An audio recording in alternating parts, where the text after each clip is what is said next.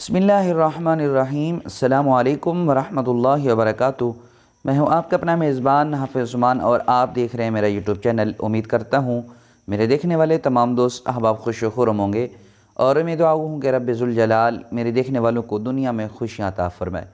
मुअज़्ज़िज़ सामीन, बहुत कमाल का शेर है। कहते हैं, मत टटोला कीजिए मेरे लफ्ज़ों से मेरी ज़ात, मत टटोला कीजिए मेरे लफ्ज़ों से मेरी ज़ात, अपनी हर तहरीर का उन्वान नहीं हूँ मैं। यानी कि जो बंदा नज़र आता है हकीकत में वो नहीं होता। और मुअज़्ज़िज़ सामीन, क्या आप जानते हैं कि एक देहाती बंदा, उसके अंदर कितनी हिम्मत और कितनी ताकत होती है। और मुअज़्ज़िज़ सामीन, क्या आप जानते हैं कि जब देहाती बंदा किसी चीज़ के बारे में डिसीजन लेता है, फ़ैसला करता है, तो उनका तरीक़ाकार क्या होता है? अगर नहीं पता तो आप हमारी इस वीडियो को ज़रूर देखें। इंशाअल्लाह अल्लाह के फ़ज़ल व करम से ये वीडियो देखने के बाद आपके इल्म में ज़रूर इजाफ़ा होगा। आएँ हमारी इस वीडियो को देखें, इंशाअल्लाह आपके इल्म में ज़रूर इंशाअल्लाहुल अज़ीज़ बरकत होगी और इजाफ़ा होगा। कहते हैं कि एक देहाती बंदा अपने देहात से, अपने गाँव से चला गया और शहर में जाकर बसने लगा। अब शहर में जिस जगह पर उसका मकान था, जिस जगह पर वो रह रहा था, उसके साथ उसका हमसाया और उसका जो पड़ोसी था वो एक वकील था, उसका एक ओहदा था, एक वकील था।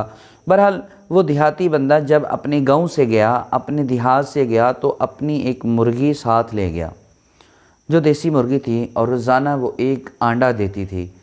अब शहर में जाकर जिस जगह वो देहाती बंदा बसने लगा, तो वहाँ पर वो मुर्गी रोज़ाना एक अंडा देती, जो देहाती अपने इस्तेमाल में ले आता। तो एक दिन हुआ यूँ कि उस देहाती बंदे की मुर्गी ने अंडा हमसाए के घर यानी वकील के घर जाकर दिया, और सारा दिन वो देहाती बंदा, पेंडू बंदा अंडे को ढूंढता रहा, लेकिन उसे अंडा ना मिला। फिर वो अपने वकील, अपने हमसाए के घर गया और पूछा, भाई ये इस तरह का मामला है, मेरी एक मुर्गी है जो रोज़ाना एक अंडा देती है, लेकिन आज मुझे अंडा नहीं मिल रहा। तो उस वकील ने कहा, भाई बात ये है, अंडा तो मेरे पास है लेकिन मैं दूंगा नहीं, क्योंकि जिस वक़्त आपकी मुर्गी ने अंडा दिया वो मेरे घर में थी, जिस ज़मीन पर उसने अंडा दिया वो मेरी मलकियत थी, कानूनन ये अंडा मेरा है और इस पर मेरा ही हक़ है, लिहाजा मैं आपको अंडा नहीं देने वाला। तो बहरहाल देहाती ने कहा, भाई बात ये है, बड़ा ज़िद्दी था देहाती। जो लोग होते हैं वो ज़िद के बड़े पक्के होते हैं, जो कौल करार करते हैं उस पर फिर वो मर मिटते हैं, डट जाते हैं। तो वो बड़ा ज़िद्दी था। उसने कहा, भाई बात ये है, मुर्गी मेरी है तो अंडा भी मेरा होना चाहिए, और इस पर आपका हक़ कैसे बनता है। लिहाजा उसने बड़ी बहस व मुबासा किया। जब बात बढ़ने लगी तो उसने कहा, देहाती ने कहा, भाई बात ये है, हमारे तौर और तरीके ये हैं, जब किसी बात का फ़ैसला ना हो रहा हो तो हम अपनी बात का फ़ैसला जो है अपने मुक्के से करते हैं। मैं आपको एक मुक्का मारूंगा, अगर आप जल्दी संभल गए, खड़े हो गए, तो फिर ये चीज़ जो होगी आपकी हो जाएगी और आप मुझे मुक्का भी मार देना।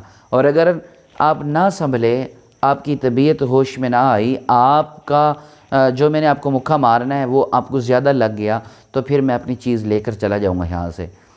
तो एक नज़र शहरी ने उस देहाती पर डाली, जो बड़ा कमज़ोर सा नज़र आता था और बड़ी ही कमज़ोर जिसामत थी उसकी।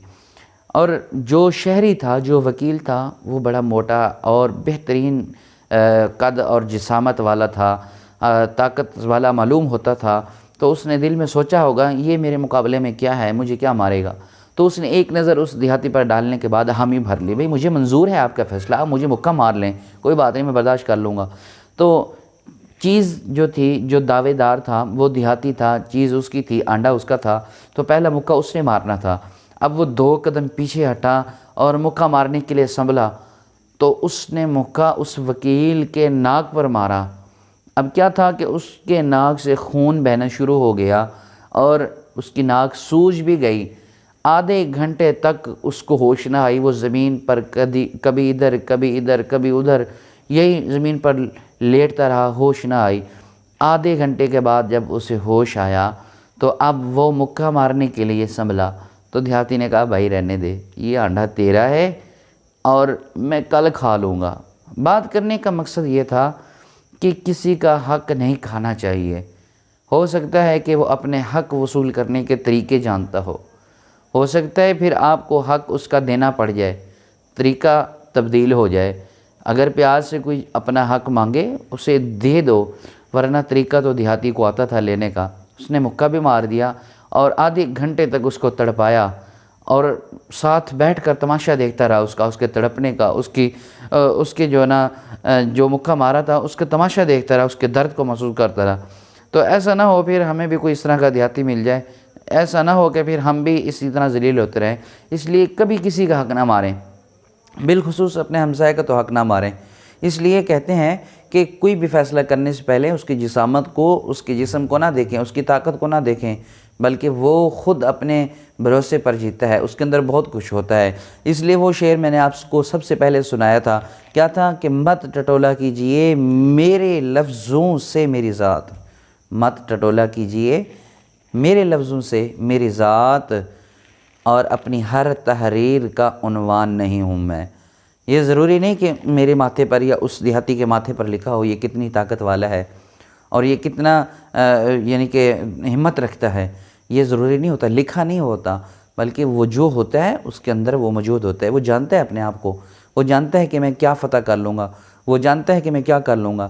اس لیے کبھی بھی کسی کو تکلیف دینے سے پہلے سوچ لیں کہ اخلاقیات کیا ہیں، انسانیت کیا ہے، اور ہمیں کیا کرنا چاہیے، ہم کس راہ پر جا رہے ہیں، ہمیں کون سا طریقہ اپنانا چاہیے۔ تو دوستو، اللہ رب العزت نے مختصر سے زندگی دی ہے، اس مختصر سے زندگی میں اللہ کو یاد کریں، نماز اور قرآن کی تلاوت کریں، نماز کی پابندی کریں اور حقوق کا خیال کریں، حقوق اللہ کا خیال کریں، حقوق العباد کا خیال کریں۔ میں دعا کرتا ہوں رب ذوالجلال مجھے اور آپ کو، ہم سب کو عمل کرنے کی توفیق عطا فرمائے۔ رب تعالی مجھے اور آپ کو ہمسایوں کے حقوق پورا کرنے کی توفیق عطا فرمائے، اور رب تعالی دنیا میں رہتے ہوئے حقوق اللہ پورے کرنے کی توفیق عطا فرمائے۔ دوستو، اگر بات اچھی لگے تو انشاءاللہ اس ویڈیو کو ضرور شیئر کریں، ضرور فائدہ ہوگا۔ اللہ رب العزت مجھے اور آپ کو، ہم سب کو عمل کی توفیق عطا فرمائے۔ السلام علیکم ورحمۃ اللہ۔